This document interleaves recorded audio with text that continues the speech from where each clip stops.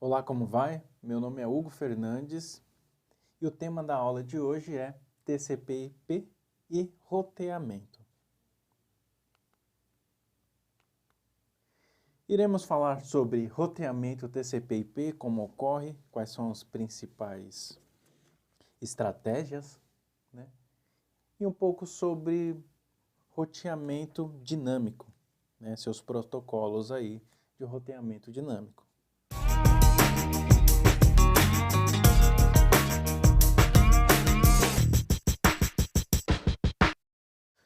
O roteamento, ele é a forma, né? É a estratégia que o roteador escolhe para enviar informações, dados entre computadores, né, de redes distintas, né, e ele escolhe o que? A melhor rota. Então, a ideia é sempre o roteador escolher qual é a melhor rota, ou seja, uma rota mais curta e mais rápida para que a informação do destino, a informação da origem chegue ao seu destino de uma forma mais rápida. Então, o roteamento é um mecanismo que permite a comunicação entre dois dispositivos de rede, em redes distintas, né? E o roteamento, né, dos requisitos para o roteamento é o quê? O roteador, ele sempre deve conhecer o endereço do destino, o roteador, ele deve conhecer os outros roteadores, os roteadores vizinhos, né? Os roteadores que estão ali do lado dele, isso conectado fisicamente. Quais são as rotas possíveis às redes remotas?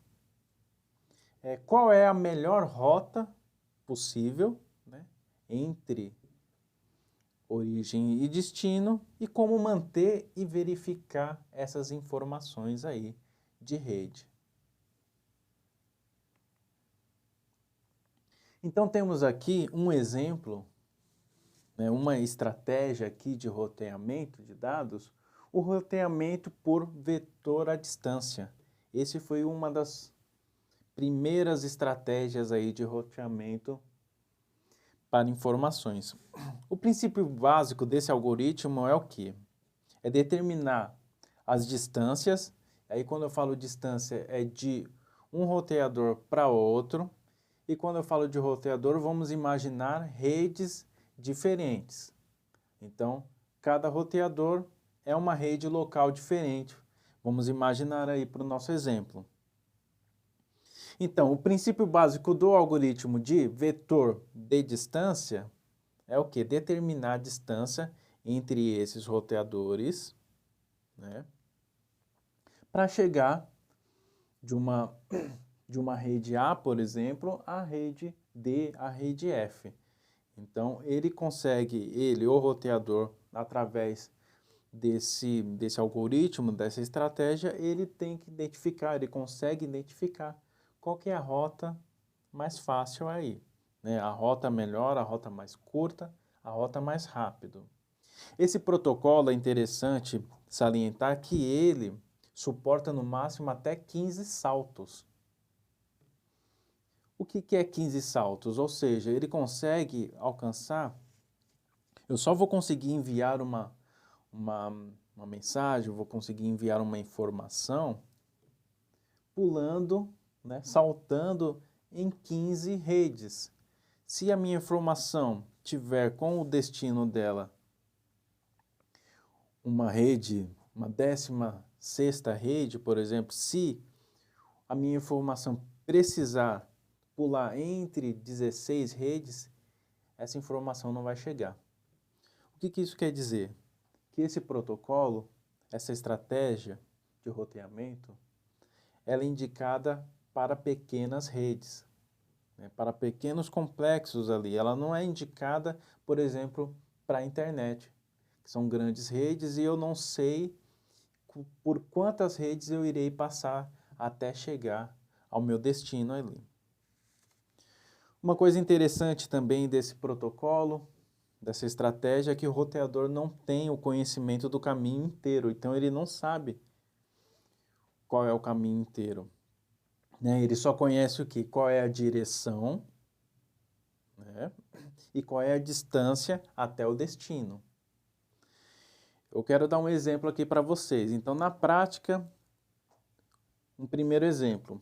Eu quero enviar uma informação da minha rede A para a rede F. Então, a estratégia, esse protocolo de vetor de distância, ele vai identificar qual que é o caminho mais rápido, mais curto para chegar na rede F. Então, temos os valores aqui. Esses valores são indicados pelos roteadores de tempos em tempos. Então, nesse momento aqui, o melhor caminho de F é A, B, F. Por que que é o melhor caminho? Porque eu apenas estou pulando duas redes aqui, A, B, e chego no F. E também o meu valor, veja que é 1 e 1. O valor aqui é menor do que se eu fosse pela rede E, que de A a E tem um valor 4. Esse valor pode ser o quê? O tempo de informação, né? O tempo que leva da minha informação A até chegar ao E. Tá ok? Então, vamos ver um outro exemplo. Eu quero enviar uma informação da rede A para a rede D. Qual que vai ser o caminho aqui? Então, vamos ver. Eu posso pegar A, E, F e D, mas vejam, olha o valor aqui. 4 mais 1, 5, 6, 7. Eu vou ter que pular 1, 2, 3 redes para chegar ao D. Vamos tentar outro caminho agora. Vamos tentar A, B, C e D. Então, de A para B é 1, B para C é 2, então temos 3 aí. C mais D é 3, então dá 6. Está melhor do que esse daqui. Vamos tentar agora um outro caminho, A, B, F e D. Então, de A para B é 1, de B para F é 1, temos 2, de F para D temos 2. Então, o tempo que levaria aí seria, vamos supor aí um número 4, e eu estou pulando 1, 2, 3, 4. Né? Na verdade, 4 não, você não pula, são 3 redes aí. Então, o número de saltos, que a gente diria aí, são 3 saltos para chegar ao nosso destino que está lá na rede D. Então, nesse caso, para eu enviar de A para D, eu escolheria esse caminho, essa rota, A, B, F, até chegar ao D. Esse daí é a nossa estratégia, é o nosso protocolo de vetor de distância. E temos também o vetor, que é um vetor, é uma estratégia, um protocolo mais novo, que é o roteamento por estado de link, né? Ele, diferente do vetor de distância, ele tem mais informações, ele quando eu digo a estratégia em si, o roteador, cada roteador deve ser configurado para esses protocolos, para trabalharem com esses protocolos, né? Ele leva em considerações mais informações, além de suportar um grande número de redes, de saltos. Então, uma das vantagens dele é para redes grandes, né?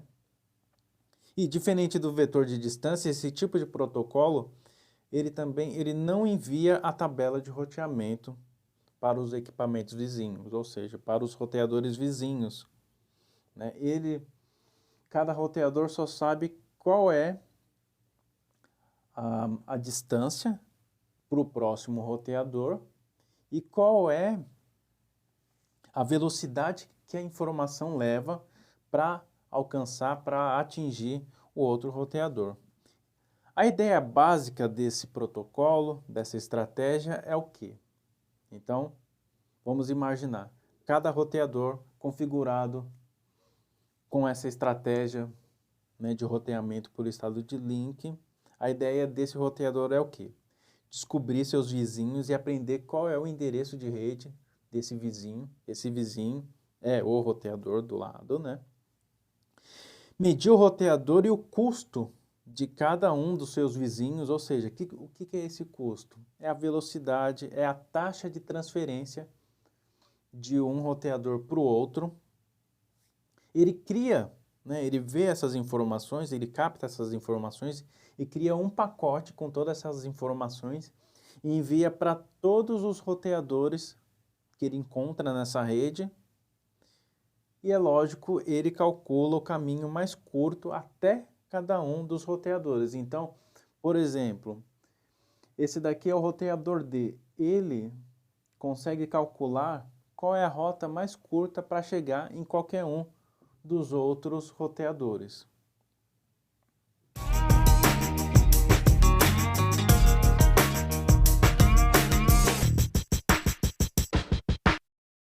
E agora iremos falar sobre um pouco sobre roteamento dinâmico, que é o roteamento que a gente está acostumado a configurar para a internet. Como que o roteamento da internet ocorre? Lá no princípio da internet, lá no projeto ARPANET, o protocolo, a estratégia de roteamento, no início, foi uma estratégia chamada RIP, protocolo chamado RIP, né? Esse protocolo, ele é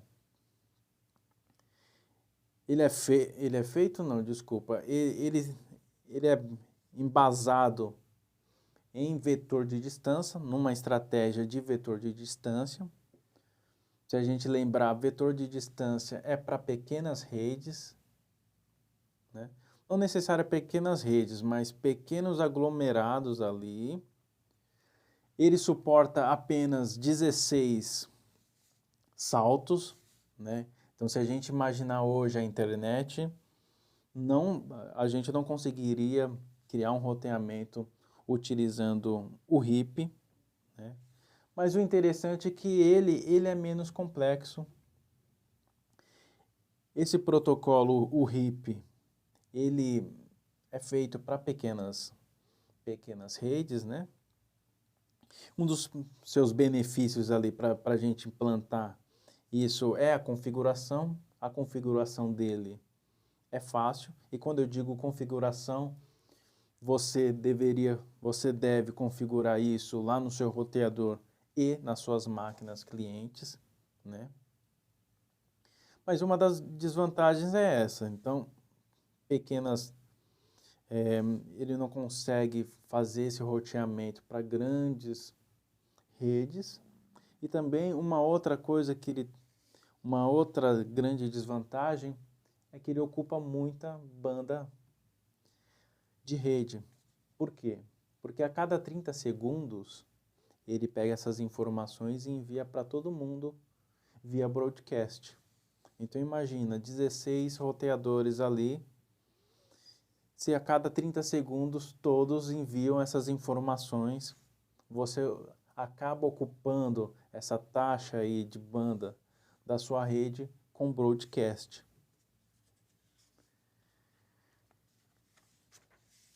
E por fim temos o protocolo OSPF. Ele foi desenvolvido para substituir o RIP, o protocolo RIP.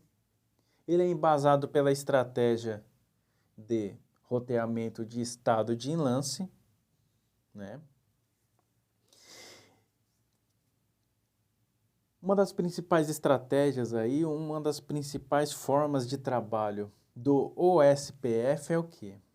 O roteador configurado nesse protocolo, ele atribui métricas para quê? Para identificar os outros roteadores. Então, o que ele utiliza para identificar, para criar sua rota mais curta para chegar no outro roteador. Primeiro, a carga de tráfego. Então, qual é a carga de tráfego do roteador A, B? Está passando muita informação ali naquele momento? Os atrasos de propagação. Qual é o tempo que leva para eu enviar para o roteador B e essa informação voltar para mim? Isso ele leva em consideração também. E a velocidade e a largura de banda. Porque veja,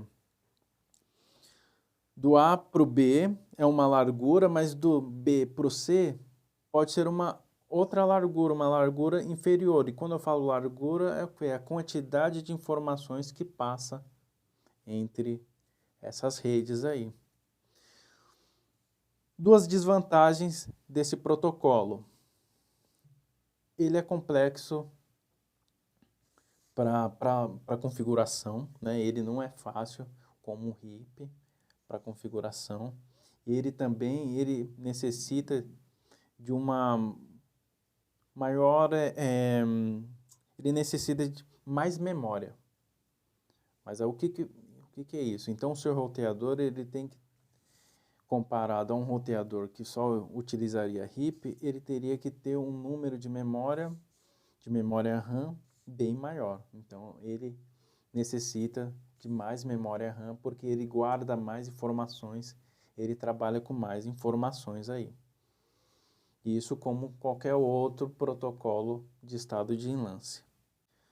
Com isso eu encerro a aula de hoje, né? Leia um material teórico. Qualquer dúvida, entre em contato com o seu tutor e até breve.